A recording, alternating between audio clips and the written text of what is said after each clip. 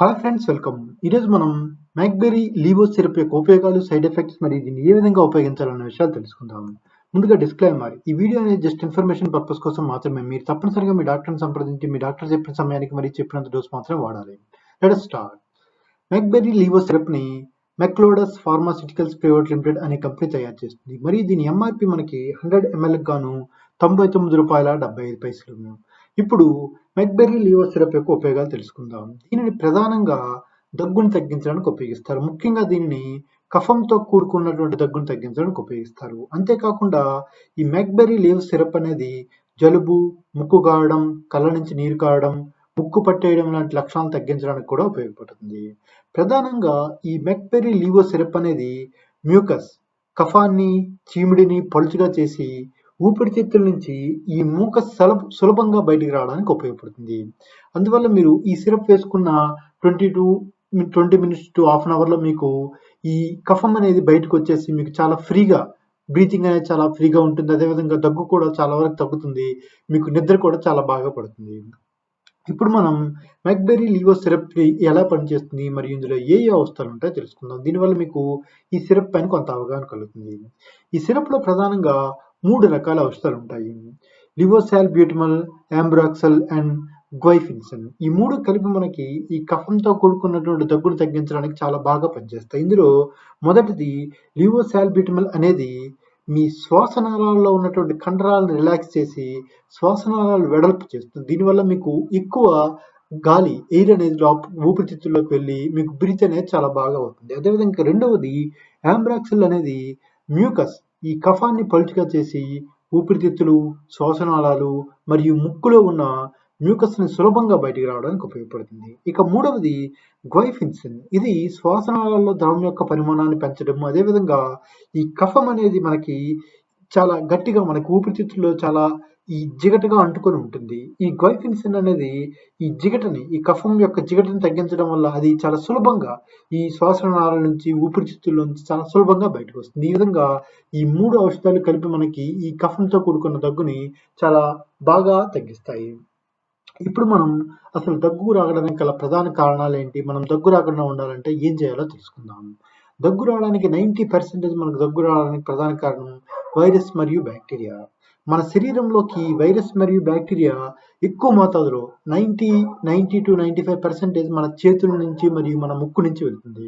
మనం సాధారణంగా ఆహారం అనేది డైరెక్ట్ చేతితో తింటాం కాబట్టి మనం ఎక్కడైనా ఆఫీస్ నుంచి వచ్చి, లేదంటే ఏదైనా ట్రావెలింగ్ చేసి ఏటీఎంకి వెళ్ళి ఎక్కడి నుంచి అయినా వచ్చి డైరెక్ట్గా ఏదైనా చేతులు కడుక్కోకుండా తినేస్తే మన చేతికి అంటుకున్న ఈ బ్యాక్టీరియా డైరెక్ట్గా మన శరీరంలోకి వెళ్ళి మనకి జలుబు, దగ్గు లాంటివి చాలా త్వరగా వస్తాయి.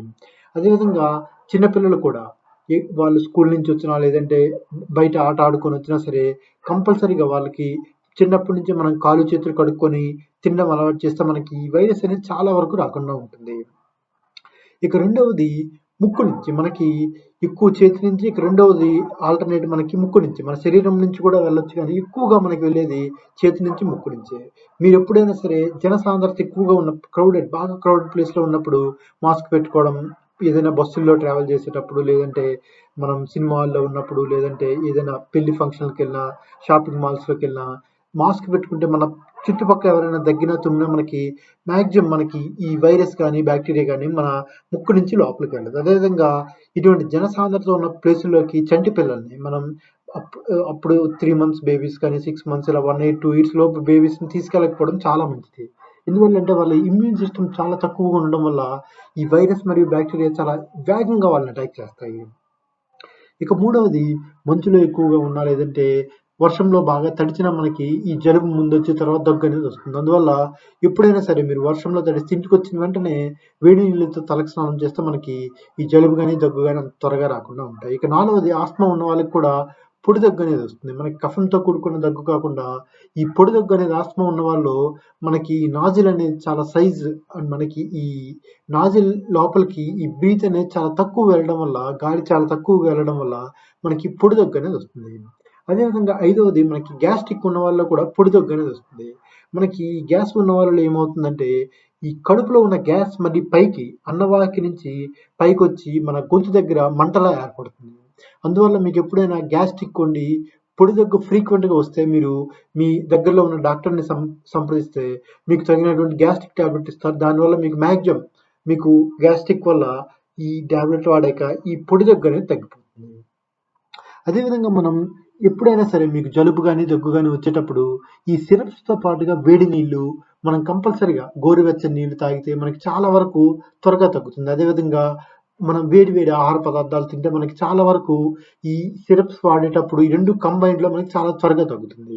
అదేవిధంగా మీకు జలుబు కానీ దగ్గు కానీ వచ్చేటప్పుడు మీరు తుమ్మినా దగ్గినా సరే మాస్క్ కానీ లేదంటే రుమాలు అడ్డు పెట్టుకోవడం వల్ల మీ ఇంట్లో ఉన్న వాళ్ళకి కూడా వేరే వాళ్ళకి రాకుండా ఉంటుంది.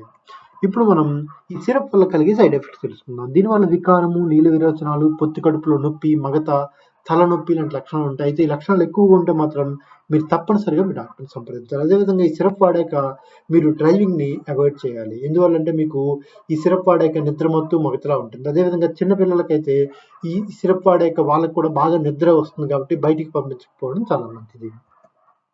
ఇప్పుడు సిరప్‌ని ఏ విధంగా వాడాలో తెలుసుకుందాం. దీనిని మీ డాక్టర్ చెప్పిన సమయానికి మరి చెప్పినంత డోస్ మాత్రమే వాడాలి. అదేవిధంగా మీ డాక్టర్ ఎన్ని రోజులైతే చెప్తారో అన్ని రోజులు ఖచ్చితంగా వాడాలి. అదేవిధంగా ఈ సిరప్ వాడే ముందు బాగా షేక్ చేసి అప్పుడు మాత్రం వాడాలి. అదేవిధంగా దీన్ని డైరెక్ట్ సన్‌లైట్‌లో ఉంచకూడదు. కూల్ అండ్ డ్రై ప్లేస్‌లో ఉంచాలి. అదేవిధంగా ఈ సిరప్‌ని చిన్న పిల్లలకి అందకుండా ఎత్తులో ఉంచాలి.